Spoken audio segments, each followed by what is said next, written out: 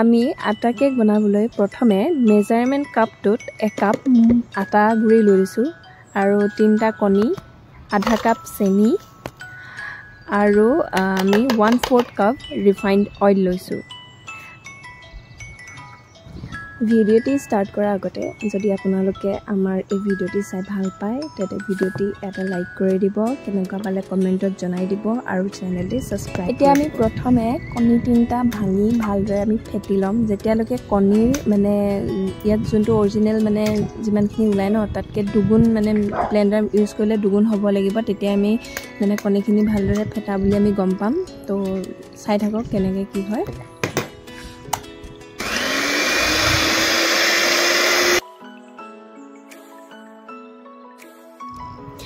বেটাৰটো 1-2 মিনিটমান ফেটাৰ পাছতে এনেকৈ ধুনীয়াকৈ বস্তুটো ফুলি আহিব। আপোনালোকে ভালদৰে নিশ্চয় মানে লক্ষ্য কৰিছে যে আমি যিমানটো কণী 3টাহে তো যিহেতু বহুত কণ ফুলি আহিলে।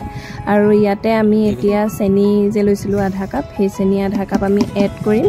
এড কৰি পেলাই ব্লেণ্ডাৰটো আকৌ আমি 2-3 মিনিট সময়ৰ কাৰণে মাৰিম যাতে চেনিখিনি ভালদৰে মিল খাই যায়। আপোনালোকে পাউডাৰ চেনি ব্যৱহাৰ কৰিব পাৰে, পাউডাৰ চেনি ব্যৱহাৰ কৰিলে বেছিকৈ দৰকাৰ নহয় বাৰু ব্লেণ্ডাৰটো মাৰিবলৈ। আৰু এতিয়া আমি 1/4 কাপ ৰিফাইন্ড অইল ব্যৱহাৰ কৰিছোঁ। এতিয়া এই 3টা আমি ধুনীয়াকৈ ব্লেণ্ড কৰিম যাতে 3টা ভালদৰে মিক্স হৈ যায়। আৰু সেয়াই আৰু এতিয়া হৈ গ'ল গোটেই 3টা মিক্স কৰি কেনে। আৰু এতিয়া আমি ইয়াত 2-3 টোপাল ভেনিলা এচেঞ্চ এড কৰিম যাতে কণীৰ গোন্ধটো নাহে, যাতে ধুনীয়া এটা কেকৰ গোন্ধাই থাকে আৰু আমি যাতে ভাল লাগে খাবলৈ আমাৰ। সেয়ে আমি ভেনিলা এচেঞ্চ এড কৰিলোঁ। এতিয়া ধুনীয়া এটা কনচিষ্টেঞ্চিত আমি ৰখাই দিম। যদিহে আপোনালোকৰ বেটাৰটো টাইট হয় সেই পাউডাৰখিনি দিয়াৰ পাছত, তেতিয়া আপোনালোকে গাখীৰ ইউজ কৰিব পাৰে, নতুবা পানী ইউজ কৰিব পাৰে। কিমান দিব লাগে আপোনালোকে চাই ল'ব, বেটাৰটো জোখটো চাই ল'ব। আৰু এতিয়া আমি আটা গুৰিখিনি এড কৰিলোঁ। এড কৰাৰ পাছতে তাৰ লগতে আমি এচামুচ বেকিং পাউডাৰ ব্যৱহাৰ কৰিম। আৰু আপোনালোকে বেকিং চ'ডাও ব্যৱহাৰ কৰিব পাৰে 1 চুটকিমান, কিন্তু মই বেকিং চ'ডা ব্যৱহাৰ কৰা নাই, সেয়েহে বেকিং পাউডাৰ অকণমান জোখতকৈ অকণ বেছিকৈ দি দিছোঁ। বেকিং চ'ডা ব্যৱহাৰ কৰিলে বেকিংটো বেছিকৈ দিব নালাগে। আৰু অকণমান টেষ্টটো বেলেঞ্চ হ'বৰ কাৰণে নিমখ অলপ দি দিছোঁ। এতিয়া আমি গোটেইকেইটা এই হেতাখনেৰে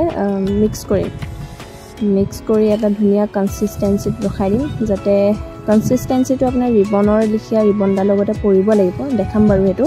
এতিয়া ধুনীয়াকৈ এটা ডাইৰেকশ্যনত বেটাৰটো মিক্স কৰিম, নহ'লে বেটাৰটো যেতিয়া আমি বেক কৰিম তেতিয়া মানে ফাটি যোৱা এটা চান্স থাকে যদি আমি দুইফালৰ পৰা মানে মিক্স কৰোঁ। তো এফালৰ পৰা মিক্স কৰিব লাগে বেটাৰটো, তেতিয়া ভাল হয়। এতিয়া আকৌ আমি ব্লেণ্ডাৰটো মাৰি দিছোঁ যাতে ধুনীয়াকৈ মিক্স হৈ যায়।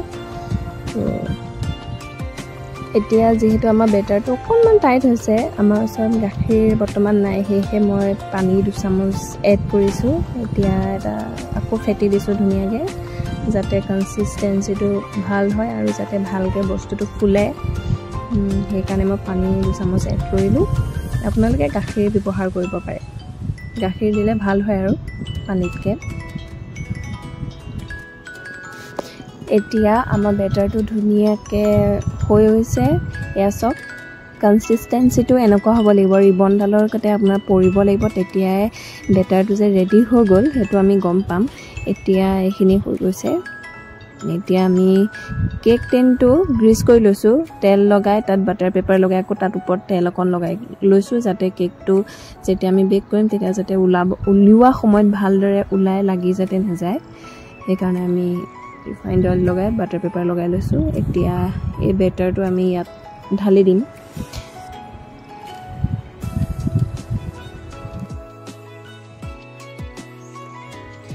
আপোনালোকে এই আটা কেকটো বনাই চাব, খাবলৈ খুবেই ভাল হয়।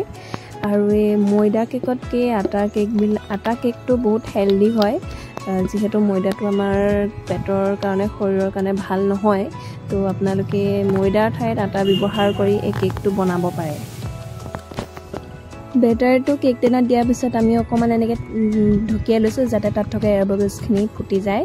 আৰু এইটো আমি বেক কৰিবলৈ এতিয়া ৰাখি দিম। বেক কৰি আমাৰ কেকখিনি ধুনীয়াকৈ ৰেডি হৈ গৈছে। আমি পিচ কৰি ল'লোঁ আৰু আমি খায়ো বহুত ভাল পালোঁ। আপোনালোকেও ট্ৰাই কৰিব পাৰে।